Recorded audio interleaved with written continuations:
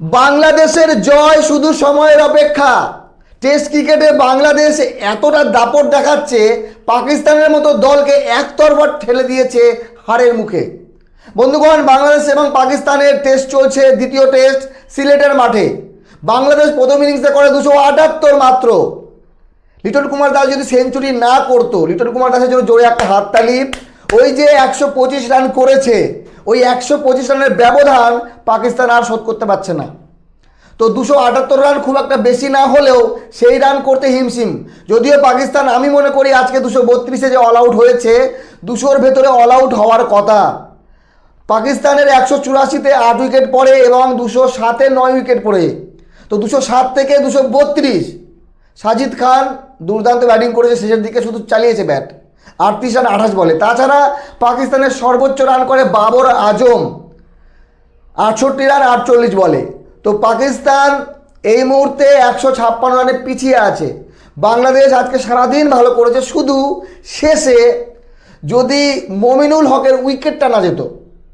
2 wicket 110 ঠিক ছিল, কিন্তু 3 উইকেট 110 এটা বাংলাদেশের পক্ষে যায়নি। তো বাংলাদেশের এখন যদি বাকি ব্যাটসম্যান বলি, নট আউট আছে নাজমুল হোসেন শান্ত 13 রানে, এরপরে মুশফিকুর রহিম হয়তো আসবে, তারপরে লিটন কুমার দাস, তারপরে মেহেদী হাসান মিরাজ।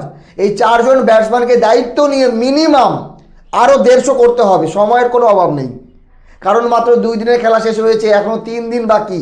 সময় অ্যাভেলেবেল দেখে শুনে যদি কমসে কম 300+ টার্গেট দেয়, তাহলে পাকিস্তানের এই ম্যাচ জেতা সম্ভব না। আর বাংলাদেশ তাহলে বাংলা ওয়াশ করবে পাকিস্তানকে নিজেদের ঘরের মাটিতে। টেস্ট ক্রিকেটে পাকিস্তানকে এর আগেও পাকিস্তানের মাটিতে গিয়ে বাংলাদেশ হোয়াইট ওয়াশ করে এসছে। তো বাংলাদেশের কাছে এই সুবর্ণ সুযোগ। টেস্ট ক্রিকেটে বাংলাদেশ যেমন ম্যাচুরিটি দেখাচ্ছে, যেমন খেলছে, মনে হচ্ছে পাকিস্তান খেলা ভুলে গেছে। তো আজকে বাংলাদেশের বোলিং দুর্দান্ত হয়েছে, নো ডাউট। শরীফুল ইসলামের স্পেল বাদ দিলে কোনো উইকেট পায়নি, বাকি প্রত্যেকে ভালো বল করেছে। তাসকিন আহমেদ 11 ওভারে 37 রান দিয়ে 2 উইকেট। মেহেদী হাসান মিরাজ 9 ওভারে 21 রান দিয়ে 2 উইকেট। নাহিদ রানা 12 ওভার 4 বল করে 3 উইকেট নিয়েছে 60 রানে। তাইজুল ইসলামও 14 ওভারে 67 রান 3 উইকেট। তো বাংলাদেশের যে বোলিং অ্যাটাক যেমন ফর্মে আছে, যেমন বোলিং করেছে প্রথম ইনিংসে, সেটা দেখলে পাকিস্তান 300 রান করতে পারবে না। কিন্তু বাংলাদেশকে একটু সুরক্ষিতভাবে খেলতে হবে। তার জন্য যেহেতু সময় আছে, মিনিমাম 320 থেকে 330-50 যদি টার্গেট দেয়, তো ইজিলি বাংলাদেশ নিশ্চিত ম্যাচ জিতছে। অলরেডি বাংলাদেশ সিরিজ হারবে না। প্রথম ম্যাচ জিতে বাংলাদেশ কনফার্ম করেছে সিরিজ আমরা হারবো না। আর এই ম্যাচ হারের সম্ভাবনা বাংলাদেশের 10% আছে, তার বেশি চান্স নেই হারার। ম্যাক্সিমাম চান্স জেতার। ড্র তো এই ম্যাচ হবে না, রেজাল্ট আসবে। বাকি আপনাদের মতামত জানাবেন। তবে আজকের এই যে ম্যাচের আজকের দিনে বাংলাদেশ যে 156 রানের লিড নিয়ে আছে, এটা শুধুমাত্র লিটন কুমার দাসের জন্য বলা যেতে পারে। কারণ এই রকম একটা ইনিংস লিটন কুমার দাস তার কেরিয়ারের সেরা সেঞ্চুরি গতকাল করে দিয়েছে।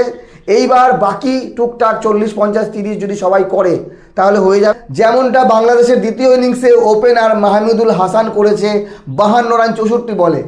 আরও যদি টিকে থাকতো 5-10 ওভার, তাহলে হয়তো বাংলাদেশ 200 রান লিড নিয়ে নিত। যা হয়েছে ভালো হয়েছে, খালি একটু ব্যাটিং করে রান এতটুকু করতে হবে যাতে বাংলাদেশের বোলাররা আটকাতে পারে পাকিস্তানকে। মতামত জানাবেন। বাংলাদেশ ম্যাচ জিতছে আপাতত মনে হচ্ছে। ক্রিকেট বলা যায় না কখন কী খেলা ঘুরে যায়, কিন্তু তার জন্য অপেক্ষা করতে হবে। আগামীকাল ম্যাচ শুরু হবে এবং লাঞ্চ পর্যন্ত খুব ভাইটাল।